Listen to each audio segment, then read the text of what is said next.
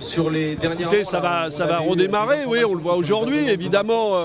On sait que le gouvernement a choisi la période estivale pour essayer de passer rapidement et en force, en court-circuitant le débat parlementaire. Donc on sait très bien pourquoi, parce qu'il veut empêcher justement que la mobilisation se déploie, que l'information ait lieu et que la transparence puisse réellement être faite sur le contenu des ordonnances. Mais notre travail, c'est de ne pas lâcher. Nous avons été élus pour ça et donc nous allons mener ce travail-là et le mener en lien avec les mobilisations sociales, en discutant avec les organisations syndicales. Et j'espère que les conditions se prépareront tout au long de l'été de mobilisation massive à la rentrée du mois de septembre. C'est pas parce qu'on a fait adopter l'année dernière une loi par le 49.3 que tout le monde, au final, dénonce et qu'aujourd'hui Emmanuel Macron veut utiliser une autre méthode autoritaire qui existe dans la Constitution, malheureusement, les ordonnances, que nous devons lâcher prise sur les fondements démocratiques. Donc nous voulons une chose simple, c'est que le Parlement puisse jouer son rôle, c'est-à-dire se prononcer sur le contenu des ordonnances et pas une loi d'habilitation où on ne nous dira rien du contenu. Donc nous sommes des députés et des sénateurs, nous voulons jouer notre rôle à plein et pour cela nous allons utiliser tous les moyens qui sont à notre disposition, mais nous savons qu'il faut, pour que ce soit utile et efficace, que la mobilisation sociale ait lieu aussi et qu'elle soit forte. Mais je pense qu'il y a beaucoup de gens qui sont vigilants, qui sont en défiance, il y en a qui font confiance aussi peut-être, d'autres qui se font des illusions, mais tout ça peut évoluer très très vite. Très très vite. Et donc nous allons mener notre travail avec confiance et avec loyauté. Pour la assemblée, une très gauche c'est ce qu'on appelle l'histoire aussi, le président. Est-ce qu'il y a déjà assez d'attentes?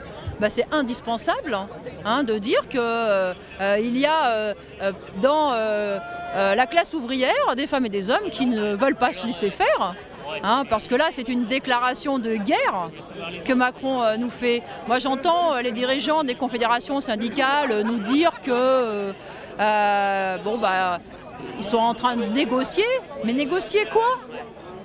Il n'y a pire aveugle que celui qui ne veut pas voir. S'il y en a un qui a annoncé la couleur, c'est bien Macron. Macron a expliqué que voilà, les patrons avaient trop de contraintes, trop d'obligations, trop de rigidité et qu'il fallait encore enlever des droits collectifs aux salariés. Bon, nous, il faut qu'on se défende.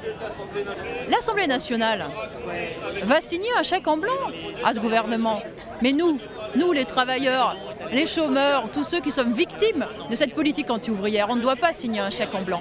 Et il faut que nous disions quelles sont nos revendications, quels sont nos objectifs, quels sont nos besoins. Et ce, alors même qu'on se suicide au travail. On témoigne celui du professeur des écoles, ou encore à la SNCF, réclamant notre popularisme. Merci, M. Mélenchon. Donc c'est par respect de mes électeurs, évidemment, que je suis là, c'est ma place, mon rôle, qui est d'être aux côtés des organisations syndicales, des salariés aujourd'hui mobilisés, pour dire qu'on n'accepte pas ce qui est un recul avancé. On n'accepte pas cela, on est aux côtés de ceux qui sont là, on sera aux côtés des possibles mobilisations qui viendront, et puis aussi on va faire le boulot au sein de l'Assemblée, où il y a 5 à 6 millions de chômeurs, et c'est pas vrai qu'on discute tranquillement avec son employeur. Il y a une pression, on a peur de perdre le boulot, on a peur que la boîte elle ferme, même l'employeur lui-même est sous cette pression. Et donc c'est un recul social, chacun le comprendra, que c'est un système de concurrence brutal qui se met en œuvre. Nous, on va faire notre rôle, qu'on n'est pas majoritaire à l'Assemblée. Ils attendent de nous qu'on fasse le boulot, bien sûr, d'opposition, quand il le faut, de proposition aussi. Moi, je suis pour qu'on discute du Code du travail, mais il faut l'améliorer. Le travail s'est complexifié aujourd'hui, il y a une souffrance au travail, on peut discuter de tout ça. Moi, je suis pour des droits nouveaux pour les salariés dans l'entreprise. Mais là, on voit bien, chacun a compris que ce qu'ils veulent faire, en plus sous une méthode brutale avec ce système d'ordonnance, c'est un recul social, en plus en le faisant avec la méthode du coup de force, ce qui n'est pas bon. Donc nous, on va faire le job de parlementaire, mais on a besoin aussi qu'il y ait des mobilisations. Les gens qui sont ici mobilisés ont besoin d'avoir une voix, si je puis dire, au sein de l'Assemblée. Et nous, comme voix au sein de l'Assemblée, on a besoin qu'il y ait une société mobilisée. Donc chacun se complète. Et moi, j'ai toujours conçu le rôle d'un parlementaire comme un parlementaire militant, politique, et pas une fonction administrative. Ce qui se passe ici, c'est qu'il y a un rassemblement à l'appel des organisations syndicales contre la loi Macron qui veut réformer et s'attaquer au Code du travail, encore pire que ce qu'avait fait El Khomri. Et en fait, nous, au niveau du Front Social, on est ici présents. C'est une coordination d'organisations syndicales, de Sud, de la CGT et différents fronts de lutte pour dire qu'en fait, au projet XXL de Macron, il faut une mobilisation XXL. Et que si on veut véritablement en finir avec ce projet, ces ordonnances, mais le projet de Macron surtout, ça veut dire qu'il va falloir bloquer le pays.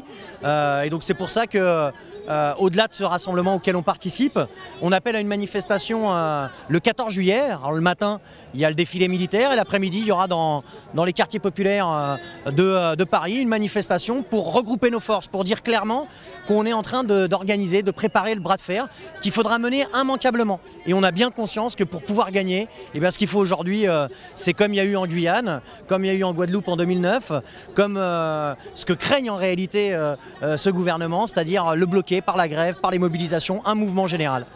Mais aussi, si toutes ces manifestations qu'il y a eu, tous ces mouvements grève qui n'étaient pas forcément combinés et au même moment, ils se passaient justement au même moment et au lieu de faire sur l'année 4, 5, 6 mois de grève, on combine ça sur une même semaine, un même mois, et ben c'est clair que là, le rapport de force, il est totalement différent et le gouvernement, il a bien peur.